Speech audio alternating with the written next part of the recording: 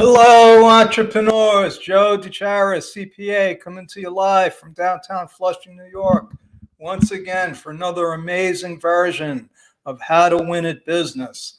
And I've been on a roll, folks, the last couple of weeks, I guess, because I'm in the stealth tax strategy mode. And I like being in this mode because it helps people, it helps save money, it helps streamline things. And basically, what it comes down to, I think, are just simple methods and procedures on what not to do. We, as entrepreneurs, we spend way too much time on stuff that doesn't really matter. Now, record keeping does matter. It does matter because your records have to back up with whatever's on your tax return. And if you've ever been audited, you know what I'm talking about.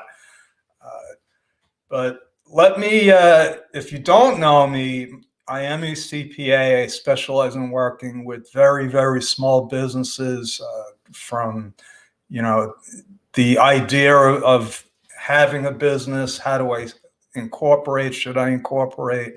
Basic bookkeeping, and really just fundamental business practices, because who knows about the fundamentals of accounting and bookkeeping and all the stuff that's really a mystery to most business owners. And it's a mystery by design, folks.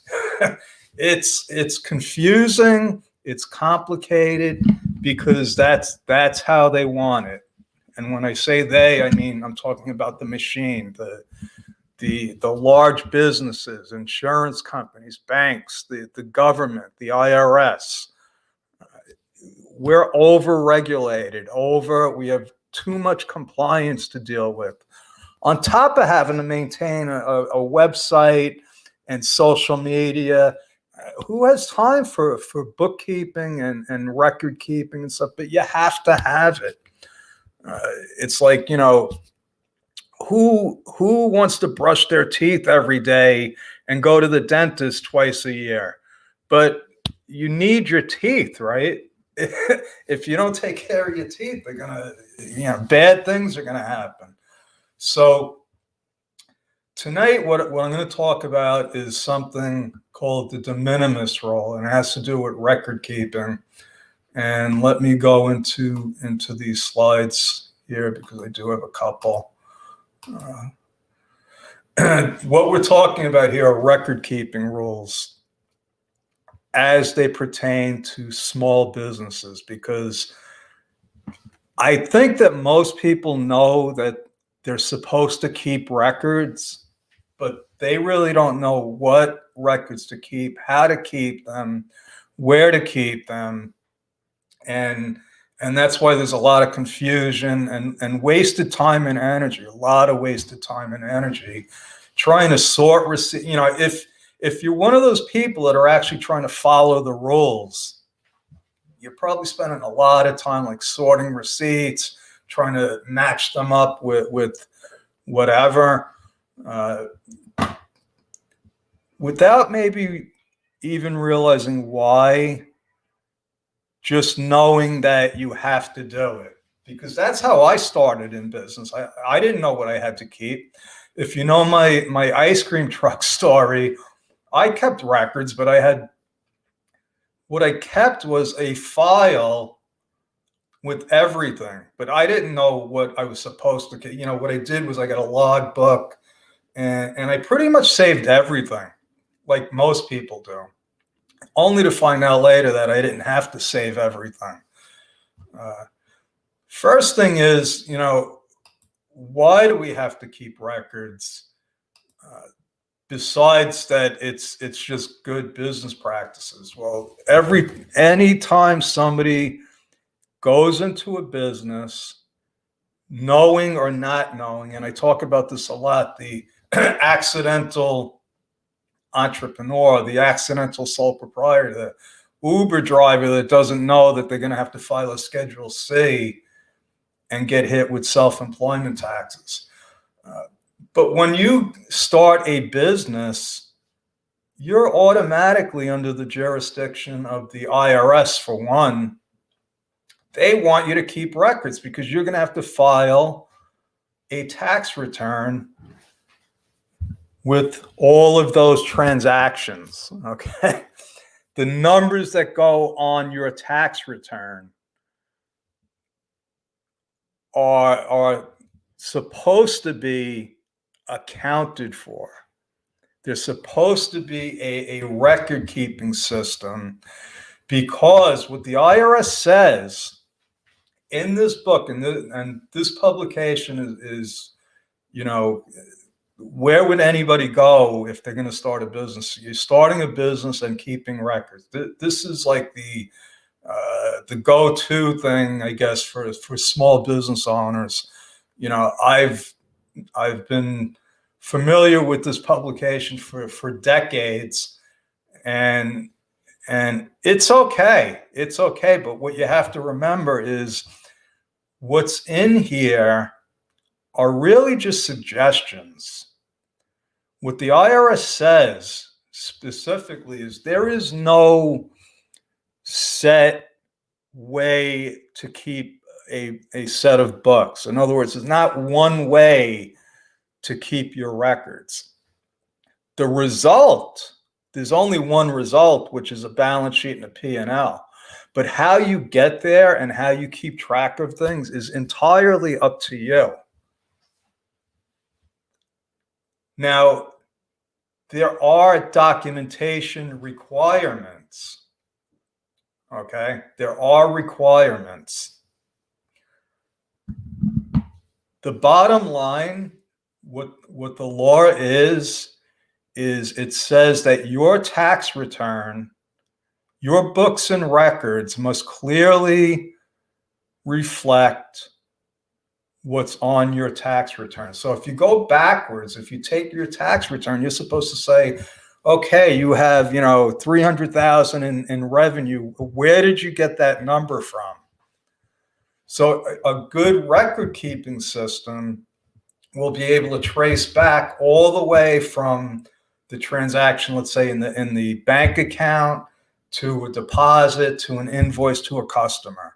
So that's the sequence of events that you need documentation for. You might need the invoice to show what you got paid for, the deposit to show that you got paid and it went in your bank, and how you added it up to come to that number on your tax return.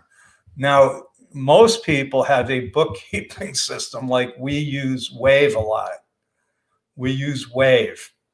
So all of these transactions are actually automatically going from your bank account into your bookkeeping system. So there's already an electronic record being kept automatically.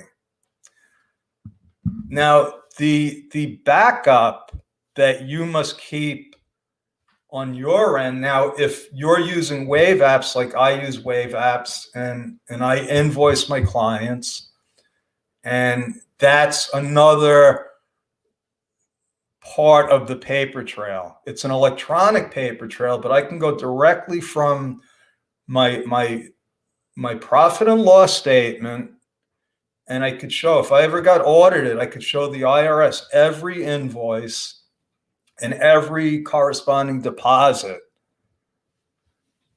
And that's a record keeping system. Now, when it comes to the actual, you know, what do you have to save? What do you have to save? You know, a lot of people are still in this mode. They're saving paper documents. And there's no way around that. There'll never be a way around that, because I still get paper documents. And they got to be part of my record keeping system. The bottom line is that all of those records have to go into a centralized filing system, which we use Google Drive to do that. And it works. So all of those PDF documents, the invoices, everything, no matter how it comes in. If it's paper, I scan it, I name it, and it goes into my filing system. Now, what about the little bills? Because that's what we're talking about here. Those little bills that wind up going into a shoebox, or if you're Craig Duswalt, it goes into one of those Tupperware things with a label on it. And it becomes, if you want to, get down to it, if you're a hoarder, it's probably fun. And I'm not trying to make fun of hoarders, but it's a lot of paper. If you think about it, when people used to go through the toll booth, you get the toll receipt, $3. Well, now it's like $18, and it's all electronic. The taxi fares, everything, all those little papers, And the funny thing is, a lot of those receipts over time, especially the credit card receipts, they disintegrate, and then there's nothing on them. And I actually gave an IRS auditor a stack of those receipts.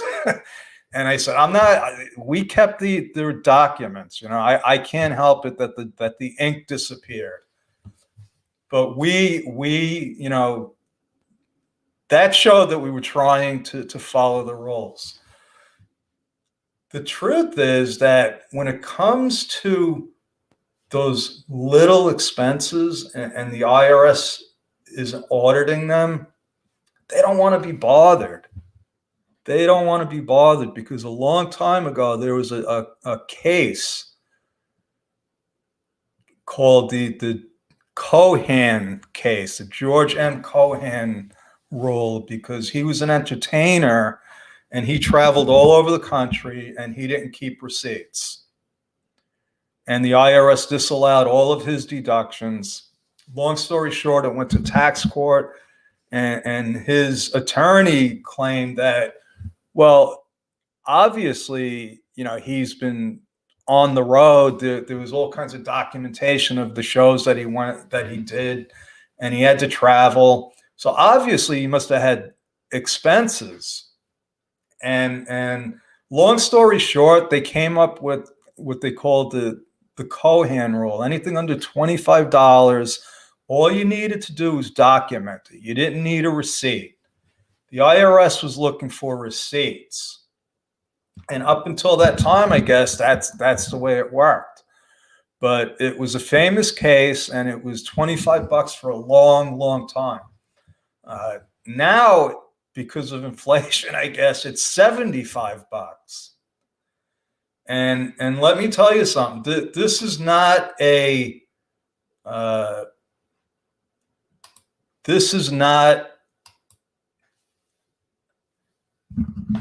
what do you call it? Now I lost my train of thought. But the bottom line is that, you're not going to see this rule in here. They don't want you to know about this. They don't have a publication called the Minimis rule. Okay, they don't have that. What they tell you is you're supposed to keep books and records, blah, blah, blah.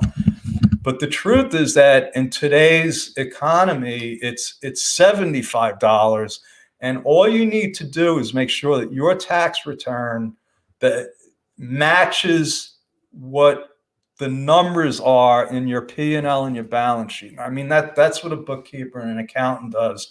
That's what we do. And